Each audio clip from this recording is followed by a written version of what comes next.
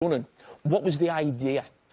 So the idea for me, and I said when I say it was a throwback, but we've got the 4-4-2 zonal press. We've just seen Chelsea do man-to-man press. What's interesting, and we're going to get to this with Thierry later on, is Manchester City definitely made this easy for them because they never had any players between the lines, Thierry, and that's something we're going to get to later on with Bruno Fernandes. Between the lines, yes. But this is what we would have done. This is what Arsenal would have done in the past, right? So the idea is, OK, we're all in a zone. We start now, and what do we do? We're going to let the ball go to the youngest centre-back, or maybe the weakest centre-back, if you like, on his weak foot. So he's a right-footed player. He's on that left foot. Max Lane, young player, still learning his trade. So the ball's going to come here, and then we're going to press, OK? As the ball comes across, the thing to really look at is Kobbie Mainoo.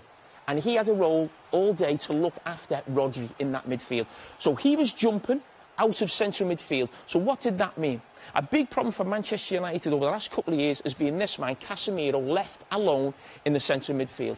So your midfield partners jumped to stop one of the best players in the world dictating the game. So this means Ahmad and Dorgu have got to get inside and get narrow. So we see it now as the ball comes in. It comes into the striker. He loses it, Haaland. He makes a tackle, Martinez. Look at the distance between the two midfield wide players, Dorgu and Ahmad.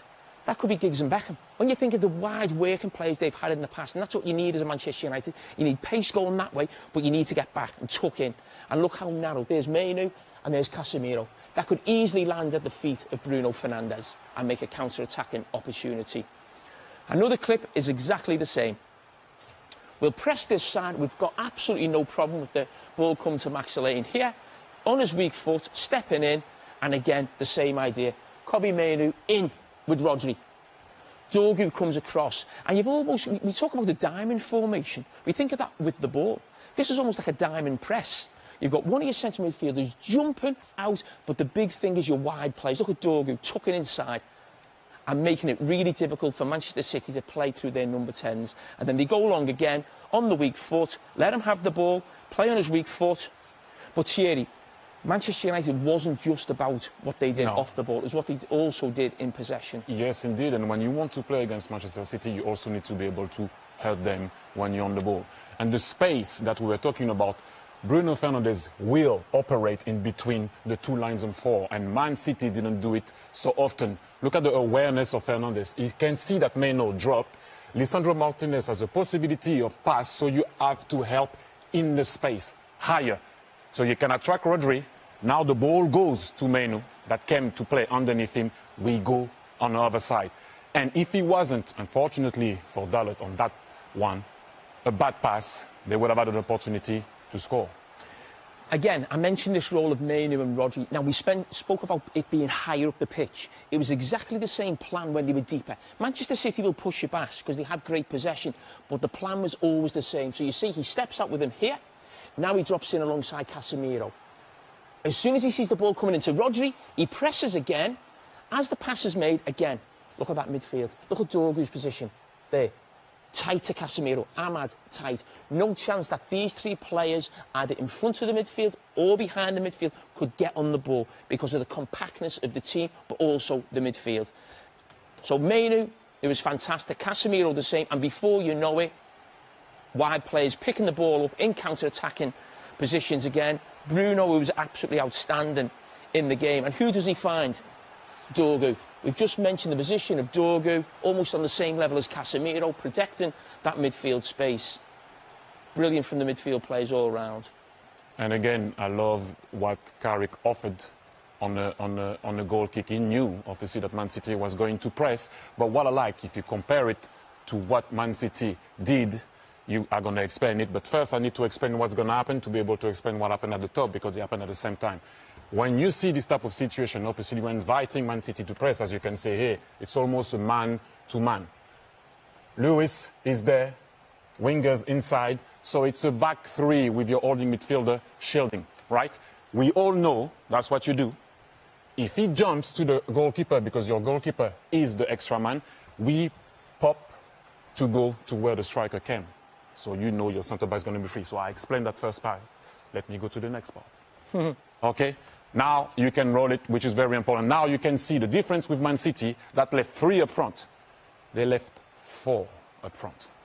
And look at already Rodri, like not being comfortable with that situation. He's pointing ahead, then you're going to see him shortly, he's going to point to Bruno Fernandes, are we going to see here? But suddenly you can see that Carrick, how are you going to see here, is pointing. Who is going on Bruno Fernandes?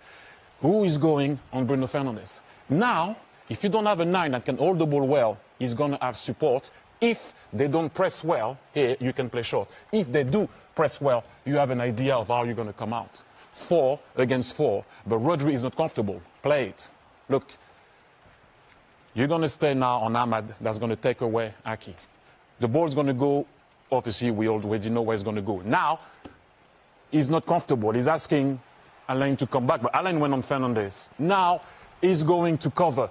Obviously, Mbeumo can drop because you have a run maybe from Dogo, so Kusanov has to stay.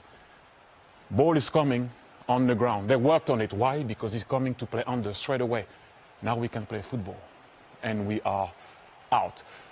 You attract short to go long. And again, unfortunately for Dalot, it was offside. But the idea was there. And I want to go back to what Man City didn't do too well. If you want to dislodge a 4-4-2 flat defending, that's what Man City do more often than not. You need to be in between the lines, just like Bruno Fernandes was found. So, have a look. Rodri is asking who wants that ball. At that particular moment, you have your 2, your 8, your holding midfielder, facing the line of 4. Your 10 has to go and play here and ask for that ball here. Do not come to the ball. You make it too easy. That's what, too easy in bracket for Menu to go and put pressure. Obviously, Cherki is going to go to the ball. You see him, he goes to the ball. Look at the difference between Cherki and Bernardo Silva. Cherki stays low. Look at where Bernardo Silva is going to go, to the pocket. Cherki, you should have been here. And I explain why. If you go here, he has to cut now the pass inside. That's free a pass now for Semenyo. And if Semenyo receives the ball, he has a problem now.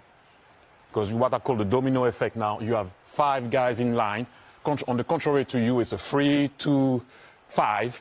But then you can operate and you can hurt now that team in a 4-4-2 flat. You have now. You have an underload. Yes, Semenyo could have dribble past everybody, but you're not dislodging a 4-4-2 like that. Okay, and we're going to go to the goal. And got to remember, the guy who scores is in the wall, and so is Bruno Fernandes. And the goals, the counter-attacking goals in the Premier League in the last 18 months have sort of gone off the scale. I think we're almost double, as I said, in the last 18 months than what we've been in the 10 years before. So it's a huge part of the game. So when this ball comes in and Harry Maguire heads it away, that space there, you might think it's not a problem. It is.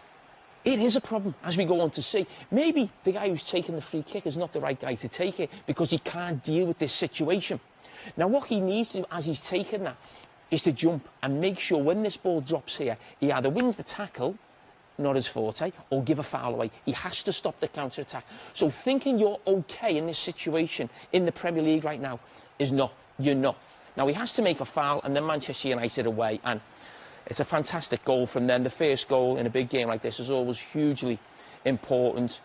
Bruno Fernandes, fantastic, and Mbeumo. But Thierry, you need to take over this. Yes, there's something that I want to talk about. I grew up watching Michael Laudrup, the best passer of the ball that I've ever seen. That's my opinion.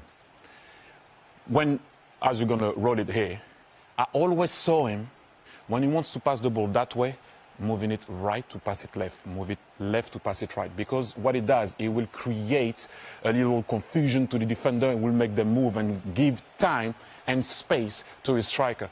This guy is not playing football, he's thinking about it. That's a different ball game for me. So now, he didn't touch it yet. Okay, he's running with the ball. That's the distance, 4 yards. You're running the right way to be able to cut across the striker. If that ball is played, he's in his momentum, he can run with it. Look at how he has to move away now. Just that, by moving the ball, when Bruno Fernandes moved the ball, just that, the only time he's back on his leg to be able to have the force to go back that way, 2 yards happened in between the first time we stopped it to now. And those 2 yards are going to be vital. He thought about it. He didn't just pass the ball for the sake of passing it. This guy thinks. Now have a look. When he's about to unleash it, it's 3 yards. Add 2 yards to that. Maybe Mbeumo would have chopped him, if he was too close to him. But maybe he would have blocked it also if he was there. It would have been a different scene. He made that happen. Yes, I know people will say it's easy. It's not easy.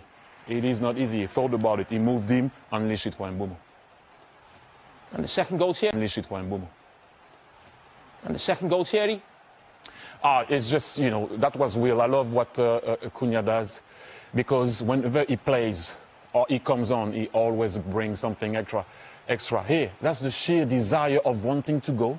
Both him wanting to pass his guy and Dorgu to want to attack the ball. That was, for me, that goal summarized exactly what was in the team and what wasn't in the team.